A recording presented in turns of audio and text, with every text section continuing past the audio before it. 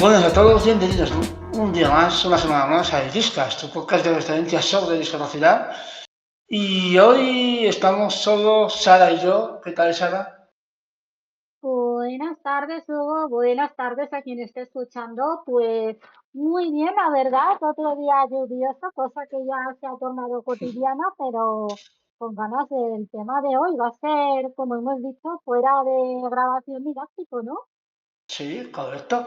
Hay que decir una cosa importante y es, antes de empezar, hay que decir que Nix, nuestro compañero, pues ha tenido un problema de salud y no puede estar aquí hoy, pero que le deseamos lo mejor y que seguro que la semana que viene está con nosotros de nuevo.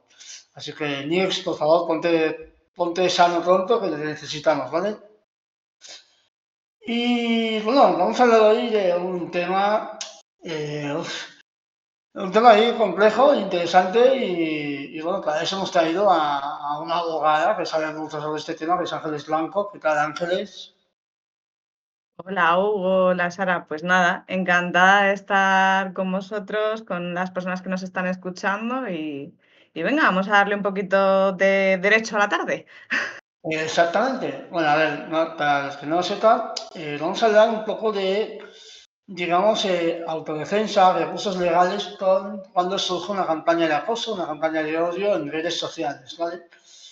También hay que decir también que vamos a plantear este programa un poco como un aprendizaje para saber un poquito más de derecho, porque somos, tanto Sara como yo, somos bastante ignorantes sobre estos temas y vamos a hacer algunas preguntas muy básicas, pero así todo el mundo aprende y Ángeles nos explicará todo genial, como siempre, porque Ángeles ya estuvo aquí, hace medio año estuvo aquí con nosotros y hoy ha vuelto, así que nada, vamos a empezar ya directamente con una pregunta un poco, que no es de derecho, sino es un poco como para poner el punto de partida, es que es un poco cómo y por qué surgen las campañas de acoso contra colectivos discriminados, digamos, en qué momento y por qué surgen y por qué siguen surgiendo a día de hoy, qué es lo que está pasando. Y bueno, no sé qué piensas tú, Ángeles, sobre este tema, pero hay campañas de acoso y de odio constantemente en redes sociales, contra colectivos vulnerables, ya sea discapacidad, pero también puede ser colectivo LGTB, colectivo racializado, cualquier colectivo.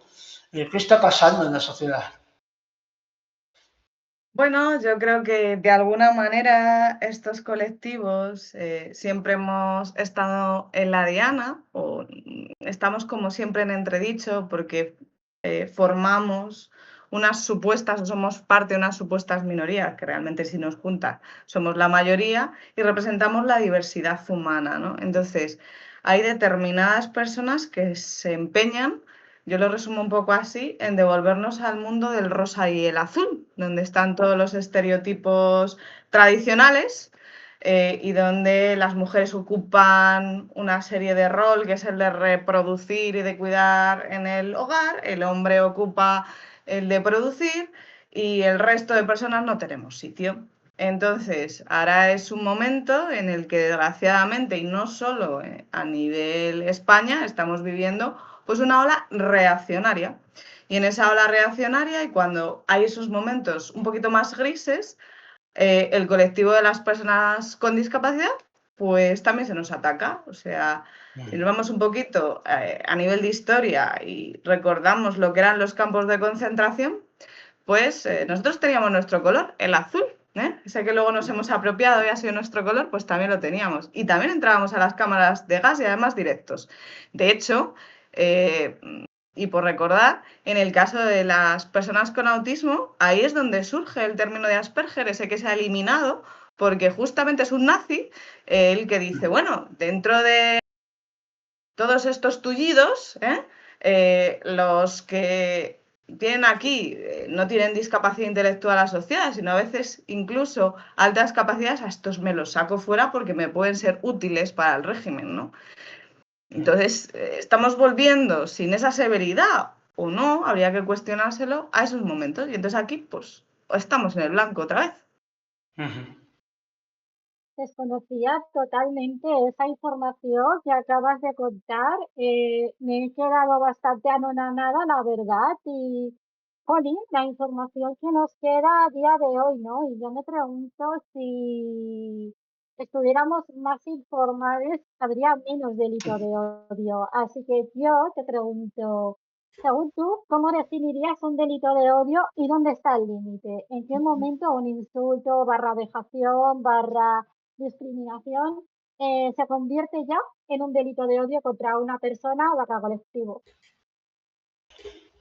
Vale, pues gran pregunta y efectivamente creo para mí la clave de afrontar esta situación es plantar cara. ¿Y cómo se le planta cara? Conociendo. Y para conocer necesitamos informarnos, ¿vale? Así que lo vamos a intentar hacer muy divulgativo. Los delitos de odio atentan contra la dignidad de una persona y además atentan contra tu dignidad, no. O sea, yo lo que quiero es denigrarte como persona, pero no por ti, no porque seas tú, sino porque no soporto a las personas como tú, ¿vale? Entonces, si yo odio a las personas con discapacidad y a ti se te ve que tienes discapacidad, algo muy importante en la vida, porque si no se te ve, a lo mejor no te atacan tanto, ¿vale? Eres más normativo, te salvas un poquito más. Yo me doy cuenta que tú tienes discapacidad y te ataco a ti, pero porque realmente no soporto a tu colectivo. O sea, esa es la diferencia. Y ahí hay una línea divisoria como un poco complicada. Y yo suelo poner un ejemplo, que lo que hace es, de alguna manera, poner un poquito gráfico qué es esto de los delitos de odio. Yo realmente tengo una botella, ahora no tengo la botella de cristal, en la mano y te la voy a lanzar a ti, Sara, y te la lanzo porque tienes discapacidad. ¿Vale? Lo que es el delito de odio no es que yo te dé con la botella. Lo que es el delito de odio es que yo he cogido y he dicho, te odio, te quiero hacer daño y te cojo esta botella y te la lanzo. Si además te doy, habrá dos cosas. El delito de odio, que es la motivación para lanzarte la botella, y la lesión que te haya provocado, que te he hecho que tengas pues unos puntos de sutura, por ejemplo. Entonces, se suman las dos. Y eso es lo capital, que entendamos que los delitos de odio per se, si yo logro demostrar que esa persona te ha lanzado la botella con el objetivo de denigrar, ya no solo a ti, que eso le da igual, sino a tu colectivo, pues tengo un delito de odio y con eso ya estoy en pena de prisión. Y esto la gente lo desconoce. Es interesante y bueno, ahora que sabemos qué es un delito de odio, viene la pregunta más importante y es qué proceso hay que seguir para denunciar. Es decir, cuando tú sientes que has recibido un delito de odio, qué es lo que hay que hacer? ¿Cuál es el proceso a seguir para denunciar? Pues fíjate, esto no sé si lo sabéis, da igual, no me importa, lo visibilizo. Yo soy víctima de un delito de odio y de hecho me dedico a los delitos de odio justamente por eso, porque recibí una paliza significativamente importante porque estuve 6 meses en el hospital, o sea que sí, fue muy gorda, en la que casi pierdo la vida, ¿vale? Y bueno, como víctima de delito de odio, más bien superviviente, porque la palabra víctima no me gusta, las palabras importan y estas cosas, como superviviente de delito de odio yo tengo una manera de abordar un poquito distinta, pero para mí es la importante. Cuando tú te han pegado. Y ahora voy a decir qué más cosas hay, aparte de la de pegarte, que es como la evidente. Y vamos a entrar un poco en los discursos, cuándo son, cuándo no, si os parece bien, ¿eh? Cuando Sí. los discursos son delitos de odio, cuándo no. Eso es muy importante delimitarlo. Para mí es salir primero del shock. Porque tú te quedas en shock. O sea, ¿y por qué hay que salir del shock? Pues porque un delito de odio hay que entrar en la cabeza de la persona, ¿vale? Y analizar que realmente esto me ha pasado, o sea, me han pegado porque soy lesbiana, porque soy migrante, porque tengo discapacidad. Entonces, eso se hace en base a unos indicios, ¿vale? Porque claro, yo no puedo, por el momento, no se me permite entrar en la cabeza de la gente. No sé si los mentalistas estarán de acuerdo, pero por el momento a nivel judicial los mentalistas no me valen. Entonces, ¿cómo entro en la cabeza de la persona? Pues tengo que entrar a través de su conducta, a través de analizar a la víctima, analizar al agresor y el contexto donde se ha producido. Entonces, ¿cómo analizo a la víctima? Pues a la víctima la analizo y digo, a ver, forma parte de uno de los colectivos en situación de vulnerabilidad, es una persona gitana, es una persona migrante, es una persona con discapacidad, es una persona LGTBI. Ay, pues sí, check. La víctima tiene la sensación de que esto se lo han hecho por ser quien es. Check. Eso es un indicio muy importante. La víctima es abiertamente una activista por la discapacidad. Uy, doble check, porque tiene mucha visibilidad y entonces se mete en el blanco de la diana. Hay una enemistad manifiesta, es decir, hay una enemistad entre quien está diciendo eso y no. O sea, por ejemplo, conocen mi trayectoria y pues políticamente les vengo muy mal. Bueno, pues puede no haberla, porque normalmente no te tienen por qué ni conocer, o sea, te odian porque sí, porque odian lo que tú representas, ¿vale? Me voy al caso del agresor y tengo que mirar lo mismo. ¿Tiene antecedentes penales, policiales? Policiales son muy importantes porque no hace falta que le hayan condenado. Oye, es que resulta que esta persona se dedica normalmente a hacer esto, no se ha podido demostrar o no se ha llevado a juicio, pero oye, hay aquí algunas denuncias de este tema. Ha dicho en redes sociales más veces esto, además ahora las redes sociales investigan, ¿eh? Se ha manifestado en contra de este colectivo que ahora está atacando más veces. ¿Pertenece a alguna banda o alguna organización que representa, o sea, que representa justo la no tolerancia en la vida? Porque todo eso se va a tener en cuenta. ¿Dónde se ha producido esto? El contexto es muy importante. Justo coincide que es el Día Internacional de las Personas con Discapacidad. Oye, vaya por Dios, si ha salido del acto, ¿no? O sea, por ejemplo, a las personas LGTBI no se las pega se va a Chueca a pegarlas. O sea, no se las pega en otros sitios, que se va a Chueca a pegarlas y se las pega mucho en el contexto del orgullo, por ejemplo. Este año hubo 7 agresiones, que tela, que parece que esto no pasa, ¿no?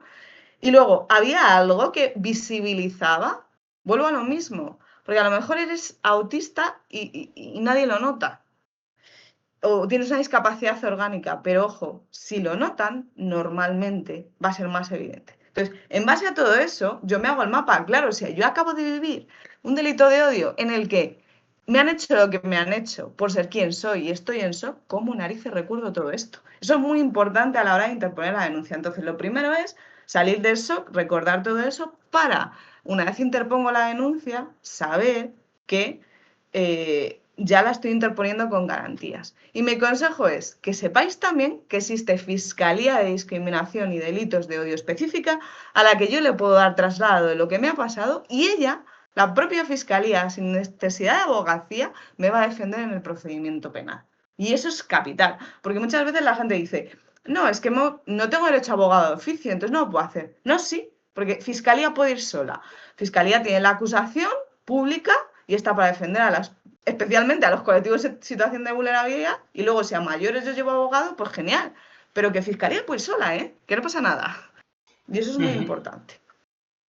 Wow, imagina si estamos invisibilizados los colectivos oprimidos que ni siquiera sabemos cuál es el proceso para denunciar los delitos de odio, ¿no? Y de alguna manera velar por nuestros derechos. Y a colación de esto, los procesos de denuncia, procesos judiciales en contra de delitos de odio suelen ser muy largos. Eso sí, los tiempos, sobre todo cuando judicializamos, los tiempos son largos. Es muy importante ser consciente de eso porque juega con las expectativas. Yo siempre digo que el impacto de lo jurídico no solo es económico, que muchas veces también, sino sobre todo emocional, porque yo tengo ahí pendiente una cosa por resolver, ¿vale? Entonces, sobre todo si el delito de odio ha sido muy grave, o yo me he sentido muy mal, o he desarrollado cualquier situación psicológica, yo siempre pido que haya acompañamiento psicológico. Porque claro, es que esto me ha pasado por ser quien soy, y eso es lo heavy. A mí me han hecho esto simplemente por ser quien soy. Y ahí es el atentado y lo que diferencia. Porque, claro, una discriminación es, a mí no me dejan ejercer este derecho, no me dejan pedir esta ayuda porque no les gusto, pero es un ejercicio de derecho. Pero lo que es un delito de odio, y es la línea divisoria, es que a mí me atentan física o psicológicamente, moralmente, a través de los insultos, o atentan mis bienes, que eso también es delito de odio. Imagínate que me hacen una pintada en el despacho, me hacen una pintada en la asociación, me hacen una pintada en mi casa, me tiran una piedra a la ventana, me rompen, yo qué sé, o fastidian mis redes sociales. todo eso es daño material, eso también es delito de odio, pero me lo están haciendo para denigrarme, para fastidiar mi persona, para que yo me venga abajo y así no siga adelante con lo que estoy haciendo porque les molesto. Sí, sí, sí, sí. Yo tengo una pregunta que se me ha ocurrido ahora, que no está en el guión, pero que soy así, se me ocurren preguntas. Es una pregunta muy básica, ¿vale? Y es algo que no has contado aún, y es si yo, por ejemplo, o cualquier persona, ¿vale? Quisiese denunciar, ¿vale? ¿Hacia dónde se va? ¿Hacia la comisaría? ¿Hacia algún juzgado? ¿Cómo se hace una denuncia? Imagínate que yo, pues, por saber, la gente no tiene ni idea de esto, no ha denunciado nunca nada y no sabe muy bien cuál es el procedimiento para denunciar. ¿Qué es donde tiene que ir? ¿A dónde tiene que ir? Pues hay que informarse, porque por ejemplo en Madrid y en algunas otras comunidades autónomas existen comisarías específicas de diversidad. Existen comisarías en Madrid, en Alcorcón, en Fuenlabrada, ¿vale? Y que son específicas en diversidad y en el tratamiento de delitos de odio. Y igual que puedo buscar Fiscalía de Discriminación de Delitos de Odio, puedo buscar Fuerzas y Cuerpos de Seguridad de Delitos de Odio. Están los cuerpos REDO y EVO, que son los específicos en esta materia, y me voy directamente a estos, ¿vale? Luego, otra cosa muy importante, porque estamos en el colectivo de la discapacidad, es pensar en que a lo mejor lo primero que tengo que hacer una vez llega a la comisaría es pedir apoyo. ¿Qué apoyo? Igual que una persona migrante tiene que pedir un intérprete para su lengua materna, en el caso de la discapacidad, a lo mejor estamos ante una persona que es sorda y necesita un intérprete de lengua de signos, estamos ante una persona que es sordociega y necesita un guía intérprete, o estamos ante una persona que pueda tener dificultades en la comprensión o en la expresión comunicativa y lo que necesita es un facilitador. Y es muy importante que se solicite, porque claro, esa denuncia, si no se solicitan estos medios, al final no se va a recoger bien y eso va a condenar el procedimiento entero, porque claro, luego en el juzgado va a haber lo que dijo en policía no tiene nada que ver con lo que ha dicho en el juzgado y el juez o la jueza que evalúe eso dirá, uy, pues es incongruente, entonces no hay delito. No, lo que sucede no es que no haya delito. Mire usted, es que aquí tiene el apoyo y antes no lo tenía. Entonces, este suele ser un error muy frecuente en discapacidad y no solo basta decir, vete a los cuerpos de seguridad especializados que son los REDO y EVO. No. Además, pide desde inicio las adaptaciones que necesites. Y he dicho las 3 que hay, ¿vale? Evidentemente, si estamos en la física, pues ya faltarán rampas, sí, pero me parece fundamental, sobre todo señalar esas, porque es donde suele fallar, que no se piden, ¿vale? Sobre todo la última, la del facilitador. Genial, genial. Sigo con la entrevista porque me salta el guión, pero bueno, volvemos al guión.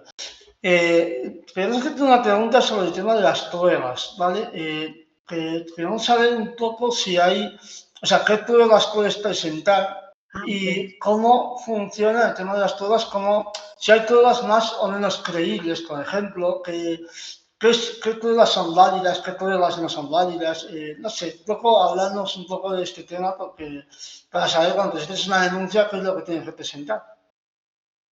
Depende de lo que me haya pasado, ¿vale? Pero os voy a decir un poco todas las pruebas que se suelen manejar en delitos de odio. Si es una cosa en calle, puede ser que haya cámaras.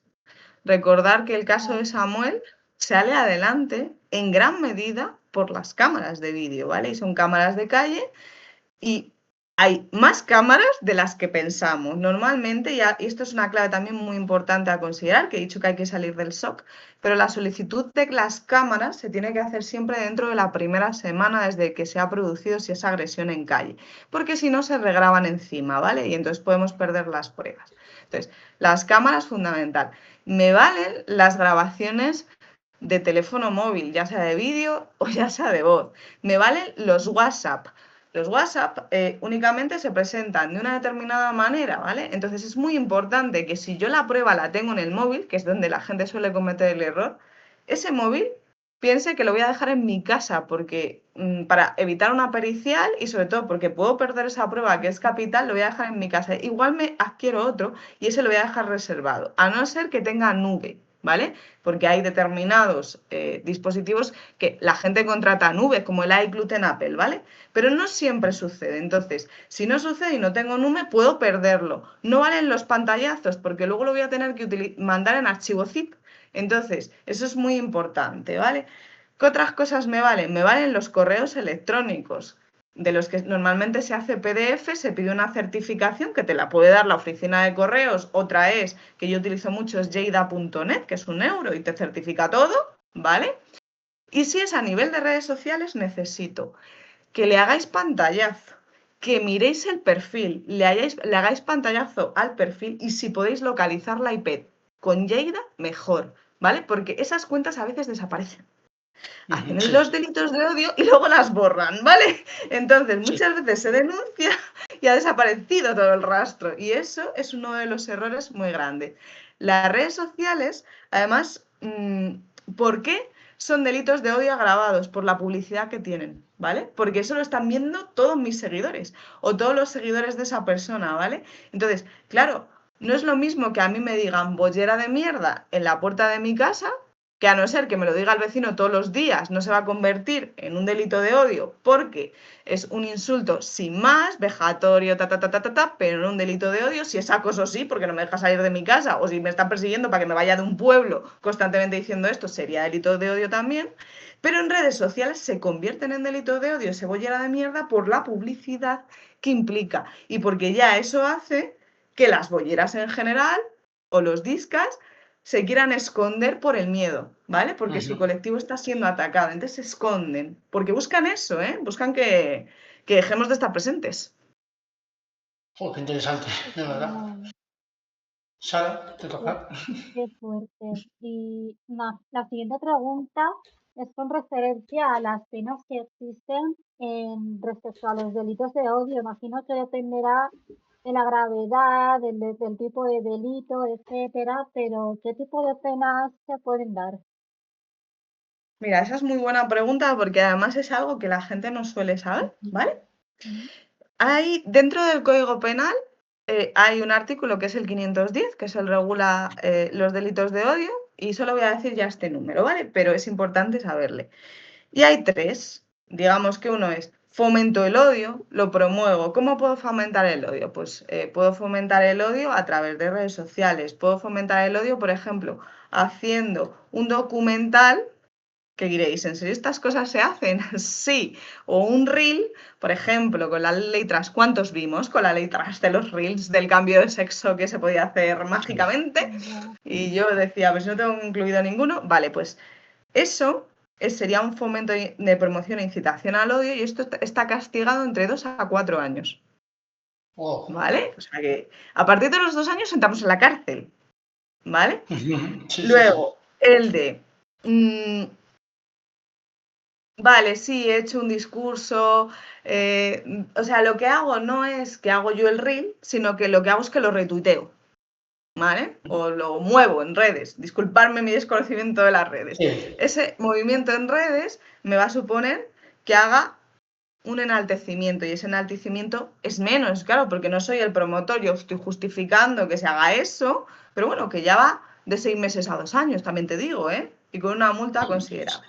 Y luego, aquellos que sean, por ejemplo, los acosos estos que he dicho de los vecinos o de porque te quiero echar del pueblo o porque te quiero echar del centro cultural, porque perteneces a esta minoría, supuestamente minoría, esos van con, además, no solo esa pena de 2 a 4 años, sino que además tienen otro extra, que es la inhabilitación especial para la docencia, el ocio y el deporte. Con lo cual, si estás en el cole y eres profesor, lo siento, ya no vas a poder ejercer tu profesión. O si lo que haces es ser monitor en un polideportivo, lo siento, ya no vas a poder ejercer tu profesión. Hubo un tuit que se dirigió es una sentencia además de Barcelona, se dirigió a una mujer trans con un tuit muy vejatorio y que supuso una inhabilitación especial, que creo que es un castigo muy a considerar también dentro de lo que es la imposición de la pena,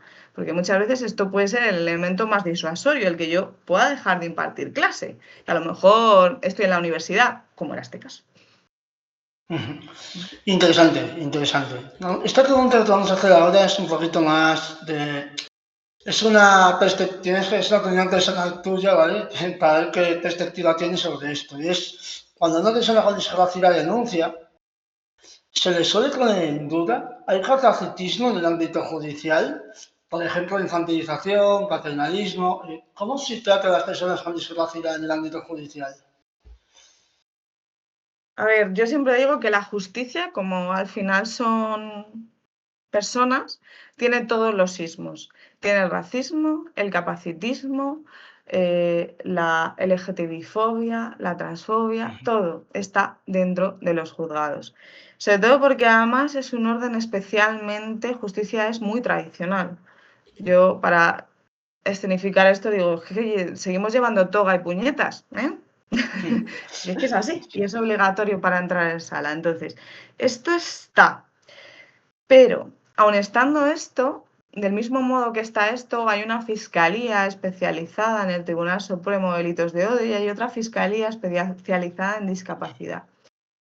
Y cada vez, y yo imparto muchísima formación en ese sentido, tanto a fiscalía como a judicatura, como a abogacía, cada vez esto lo estamos consiguiendo revertir más, ¿vale? Entonces, si se encuentran con eso, que puede ser que suceda, lo importante es que vinculen o bien con la Fiscalía de Discapacidad o bien con aquellas personas que estamos al frente de estas situaciones para que podamos hacer algo para revertir eso y que efectivamente no se ponga en tela de juicio. Y también otro mensaje, y es, si yo he hecho el procedimiento, y esto lo he conseguido a veces, si yo he hecho el procedimiento sin garantías, es decir, no se me ha puesto el facilitador y eso ha hecho que a mí no me crean, por ejemplo, ¿vale? Yo puedo retrotraer todo el procedimiento para atrás porque no se ha cumplido la ley, ¿vale? Con lo cual, también asumiendo que sí que lo hay y diciendo que evidentemente no puedo negar la mayor, también es como vamos a hacer, porque si no empezamos a hacer y no empezamos a caminar, nunca vamos a trazar la vía de la inclusión, o sea, es como, no sé, a eso me dedico, Hugo. Sí, sí, sí, Entonces sí, es sí. como, es que tenemos que denunciar si tenemos que denunciar y tenemos que buscarnos las herramientas como para salir para adelante. O sea, que nos van a poner trabas como todo en la vida, pero es verdad que también estamos creando herramientas que hay que conocerlas para conseguir defender nuestros derechos. No nos podemos apocar, ¿sabes? Sí, sí, sí. Estoy de acuerdo.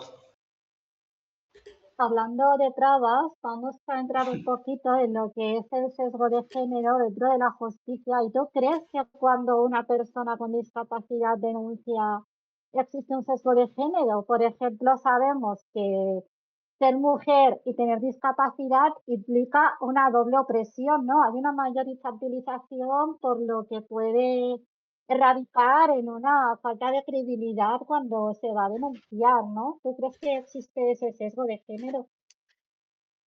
El sesgo igual, o sea, también el sistema judicial es machista, pero esto lo voy a analizar desde otro lugar y donde se suele ver más claramente el sesgo de género. Yo lo que creo es que hay una imagen de la mujer con discapacidad específicamente. Y la mujer con discapacidad, porque el hombre con discapacidad puede ser sexual. Mm, Cuesta un poco, por ejemplo. Pero bueno, se entiende que sí porque es hombre. Pero la mujer con discapacidad no puede ser sexual. Entonces, yo donde me he encontrado más problemática es a la hora de denunciar, por ejemplo, la violencia sexual o la violencia de género, ¿vale? Porque se entiende que no. O se justifica más. ¿Por qué? Porque como las mujeres con discapacidad no vamos a poder cumplir los roles tradicionales de género, y somos no deseables, y somos no deseantes, y la sexualidad de los ángeles, pues por ahí, porque es como, no, pero yo en mi imaginario, en mi cabeza, tengo otra idea de la mujer con discapacidad. Y ahí de esa manera es como se produce, fíjate, el sesgo de género, que es completamente diferencial a lo que nos imaginamos y que además nos dice, esta es la intersección donde está discapacidad y género, completamente diferencial a lo que pensamos normalmente de el sesgo de género judicial, ¿no? Donde voy a poner en tela de juicio a la víctima. Sí, pero de otra manera. En este caso es por toda esa explicación que te he dado, ¿sabes? De por qué se sale de todos los patrones. Y porque en mi cabeza esa es la imagen que hay de la mujer con discapacidad.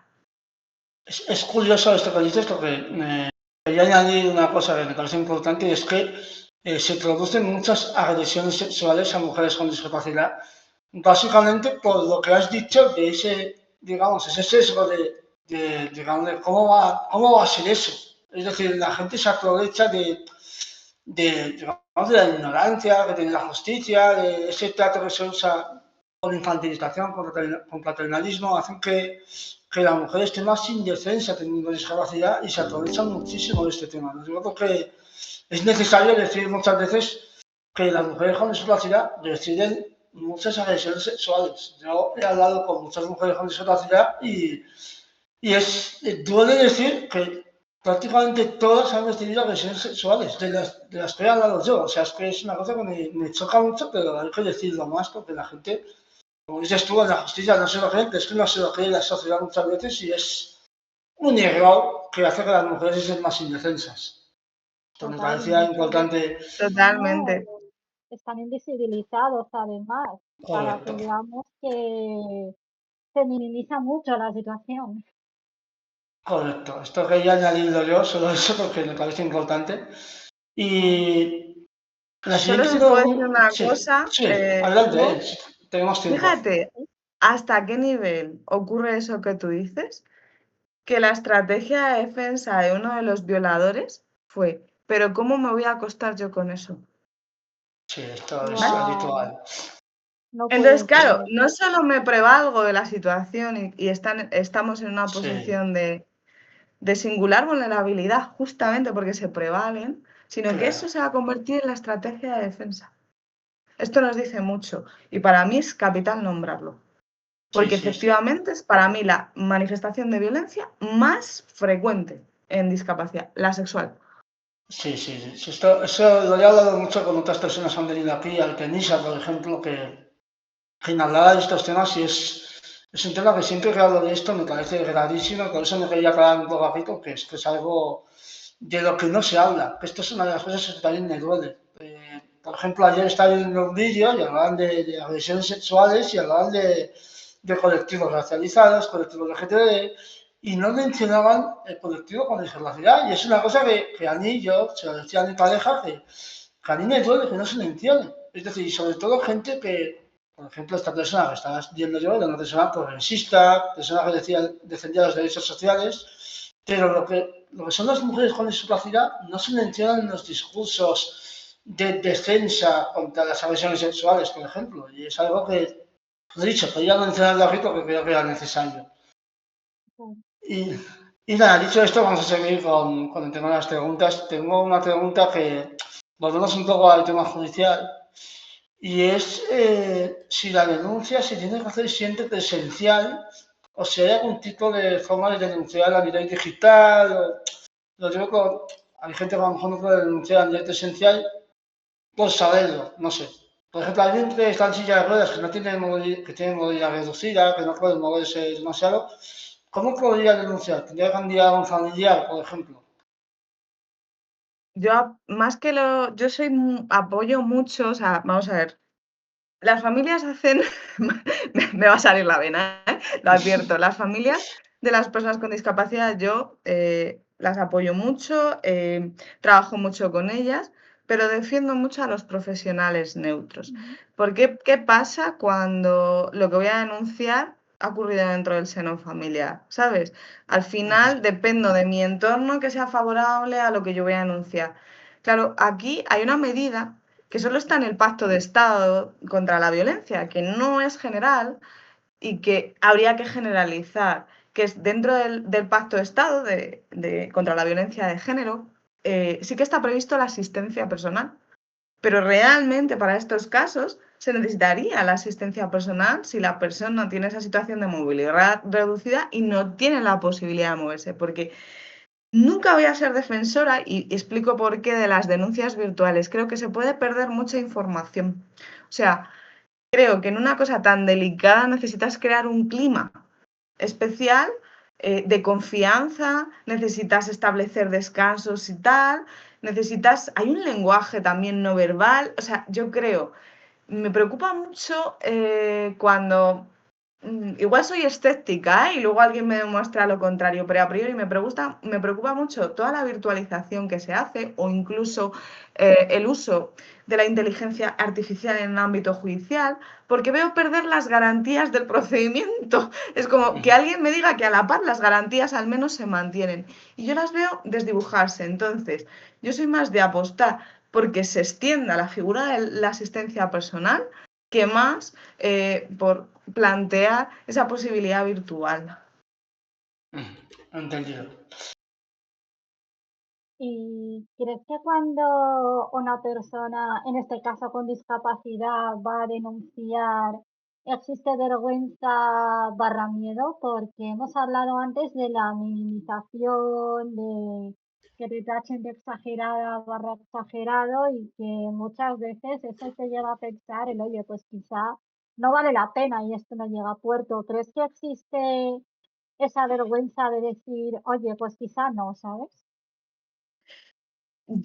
No sé si llamarlo vergüenza o falta de empoderamiento o normalización de la violencia, porque Sí, creo que las personas con discapacidad nos hemos acostumbrado a que nos discriminen, a que de vez en cuando nos insulten, a que de vez en cuando nos miren raro, a que de vez en cuando, ¿no?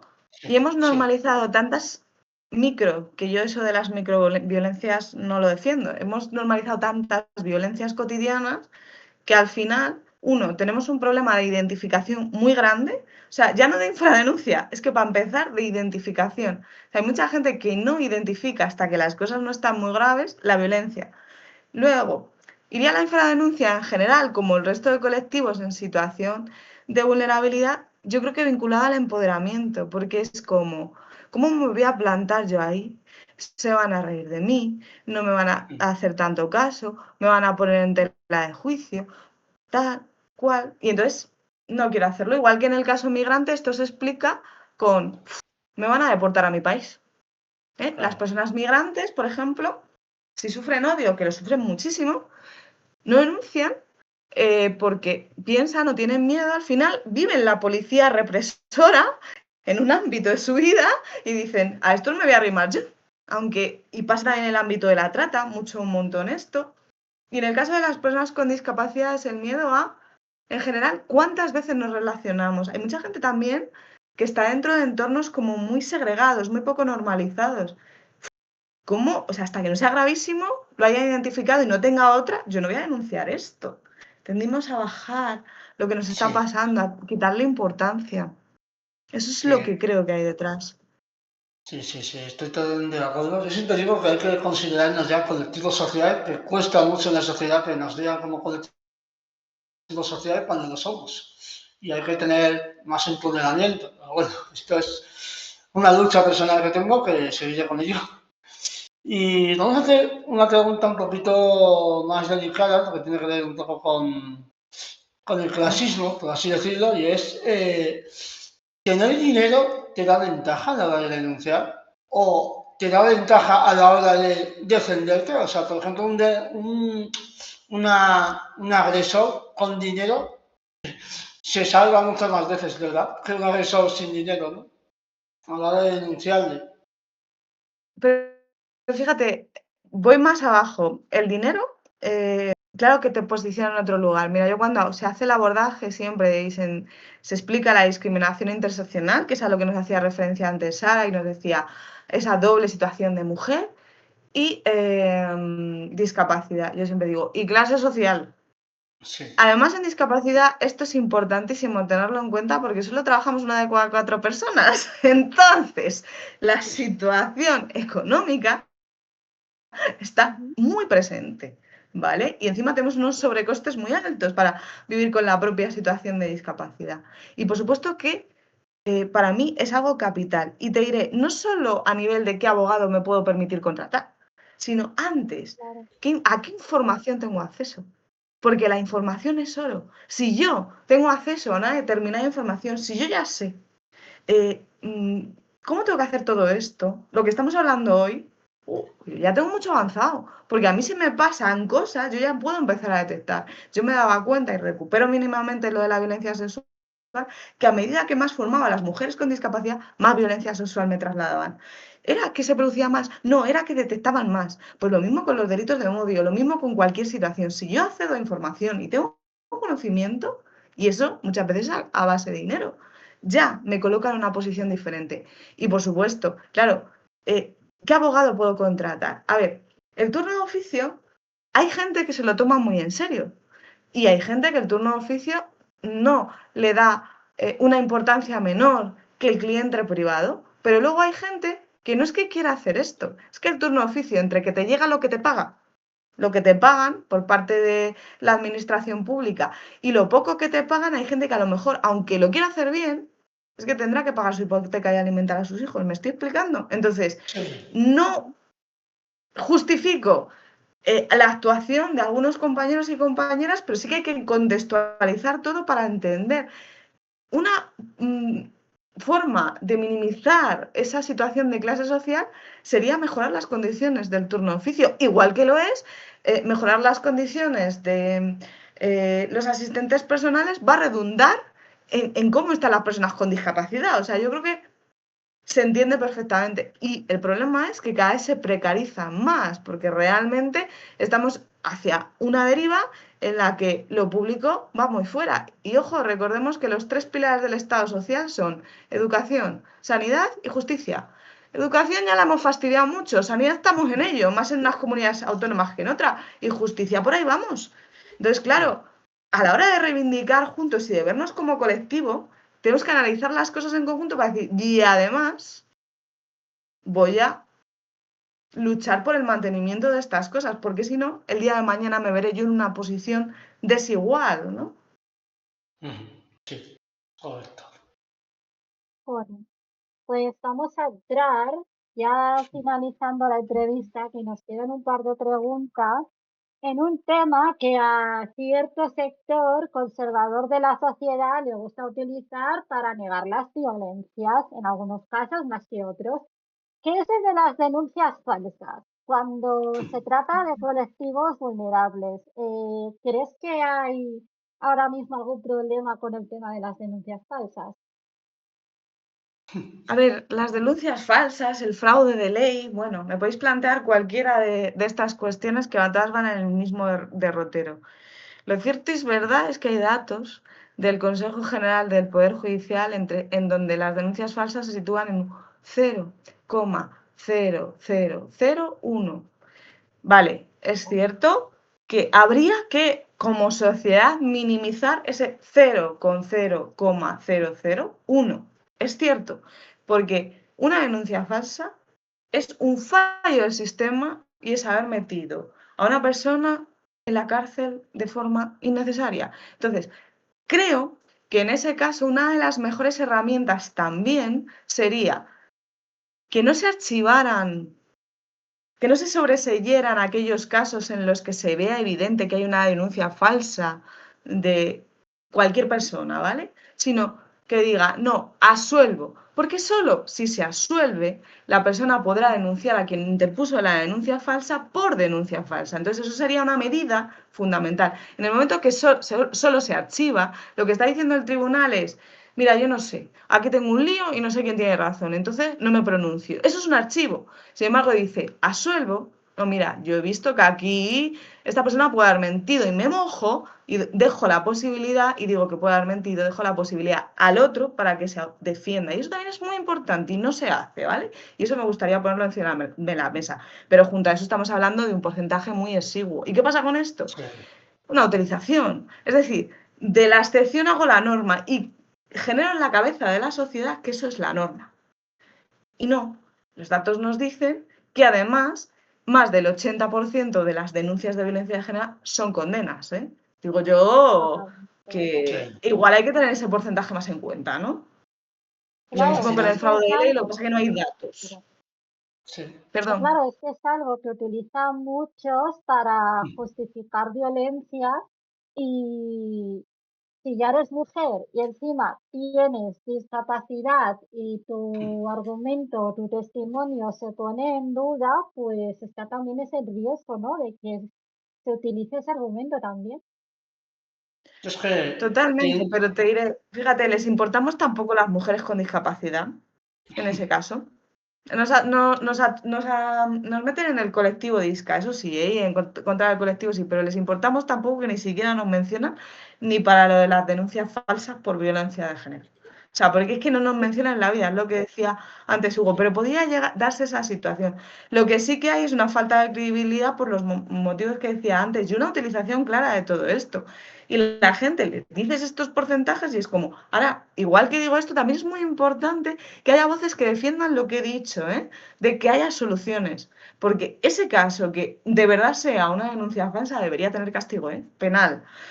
Es que nada, porque de esa manera, cuando atajamos donde está el fallo normativo, que es imposible hacer un instrumento perfecto, pero cuando atajamos donde puede haber ese fallo normativo, también le estamos quitando motivaciones a estas personas que hacen de eso el argumento, ¿sabes? sí, correcto. Tengo otra pregunta relacionada con las denuncias en las NAS y es saber, ¿crees que las personas con discapacidad denuncian lo suficiente o crees que falta más denuncias en la sociedad? Porque tengo la sensación de que no hay suficientes. Esa es mi sensación, pero bueno, no sé tú qué perspectiva tienes sobre este tema. La infradenuncia en discapacidad es la norma. Claro. La discriminación apenas se denuncia, muy pocos casos. Yo de discriminación, a ver, hay que tener pruebas, ¿eh? Porque hay veces que hay gente que quiere denunciar y no se puede, pero no porque tenga discapacidad, sino porque no hay pruebas suficientes para demostrarlo y con lo cual es temerario ir a juicio. Yo eso lo suelo advertir en el análisis de viabilidad, de decir, esto va a salir bien o no. Pero hay mucha gente que no quiere denunciar. La infradenuncia en discriminación es muy la norma. Acoso laboral, ninguno quiere tirar para adelante tampoco, que dices, ¿en serio? Y delitos de odio, alguno. Pero hay muy pocas sentencias. O sea, delitos de odio que yo conozca, hay 6 sentencias. Son esos los delitos de odio que va. De hecho, Ah, en el año 2022 se produjo un estallido, no sé por qué, de delitos de odio en contra de las personas con discapacidad. De verdad no sé la razón, no, o sea, no consigo entender qué pasó en 2022, ¿vale? Y sin embargo esto no llega. O sea, probablemente los colectivos en situación de vulnerabilidad seamos los que menos denunciamos. Y te diré más, incluso en la violencia sexual, muy pocas tiran para adelante. Y son casos muy graves donde ha habido violaciones, múltiples violaciones continuadas en el tiempo, y muy pocas tiran para adelante. O sea, necesitamos ese trabajo de empoderamiento que lideras, que yo también trato de hacer. Necesitamos ese autoconocimiento también de derechos por parte de las personas con discapacidad. Y necesitamos creer de verdad que somos válidas y que somos iguales, ¿no? O sea, necesitamos meternos esto, ¿eh? Porque la infradenuncia en nuestro caso es demasiado, demasiado, demasiado frecuente. me lo imaginaba, pero quería preguntártelo si acaso, pero sí, me lo imaginaba. ¿Sara? Totalmente. Y para ir cerrando, a modo de resumen, te iba a preguntar si quieres que el sistema de justicia es eficaz y justo con las personas con discapacidad. Hemos hablado de infradenuncia, de la falta de credibilidad, del miedo, etcétera. ¿Hay consecuencias reales ante estos delitos para quienes atentan contra las personas disca con sus discursos de odio? Las 5 denuncias que he dicho, 5 o 6, no sé si son 5 o 6 exactamente, ¿vale? Pero tienen su correspondiente sentencia penal condenatoria, también te digo. Ujú. Entonces, ojo, que en términos de delitos de odio, el sistema es bastante eficaz. Luego, donde he visto yo fallos ha sido sobre todo, y lo digo claramente, y por eso pongo en valor la figura del facilitador, en mujeres víctimas de violencia ha habido más fallos judiciales en relación sobre todo a determinadas discapacidades que las voy a nombrar para que tengan en cuenta que piden un facilitador siempre, porque cuando ahí esté el facilitador, esos fallos judiciales se han minimizado hasta la desaparición, ¿vale? Y son el colectivo de la discapacidad intelectual, el colectivo de la parálisis cerebral, el colectivo del daño cerebral, el colectivo de las situaciones de salud mental y el colectivo del autismo.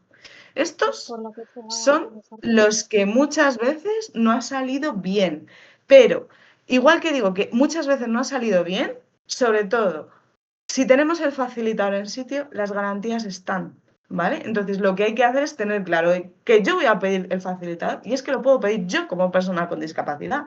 No hace falta que lo pida mi abogado o mi abogada del turno de oficio que a lo mejor no ha ido a hablar nunca al facilitador. Es que yo como persona con discapacidad puedo decir, necesito un facilitador procesal. Y entonces la Entiendo. justicia estará en sitio. Porque al final, ¿qué está pasando con estos perfiles? Por diferentes motivos, porque son discapacidades muy distintas, pero es como si a una persona que no sabe chino, le hablamos en chino. Pues si pongo el intérprete, en este caso el facilitador, pues seguramente el procedimiento se haga con garantías.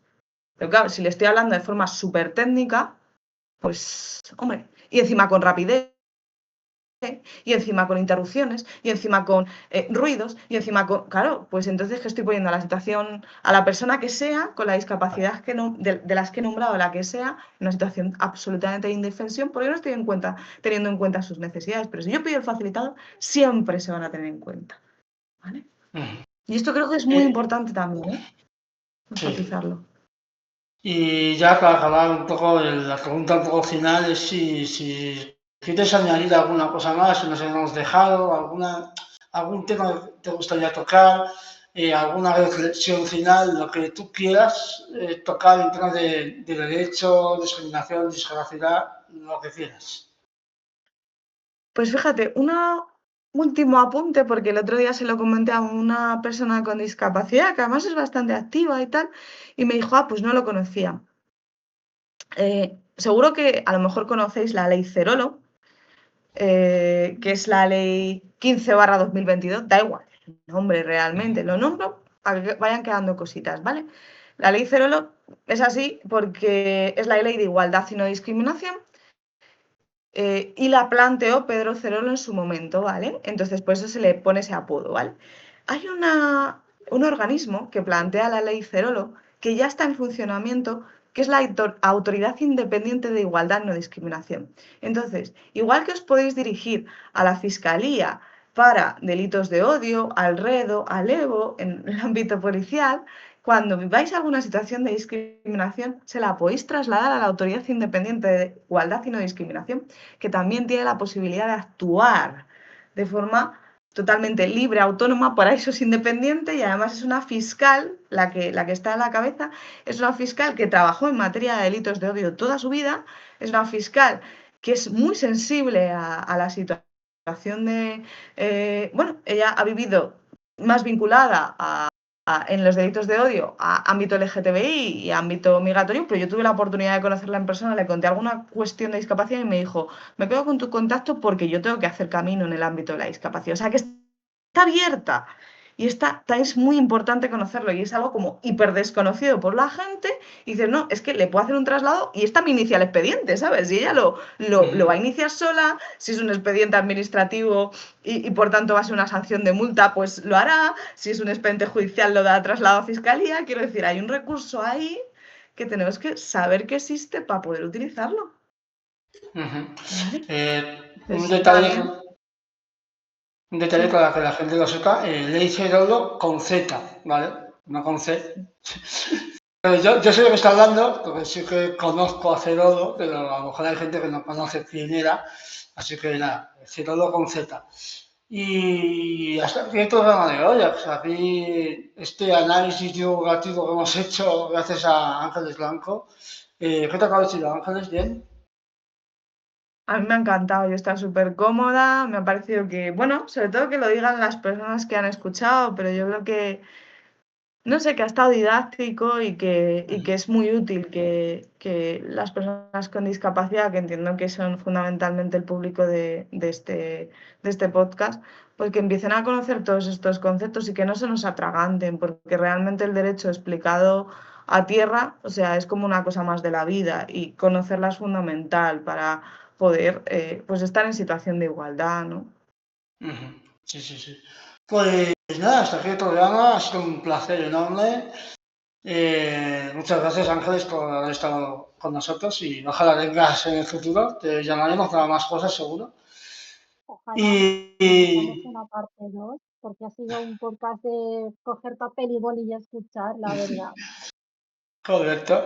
Y poco más que decir, ha sido un placer. Y la semana que viene, ya sabéis, todos los jueves a las 7 de la tarde en Twitch. Y si queréis seguirnos en otros sitios, estamos en YouTube, en iVoox, en Spotify, donde queráis. Todas las semanas el Discast, tu podcast de excelencia sobre discapacidad, estará por aquí. Hasta luego. Venga, nos vemos, a cuidarse.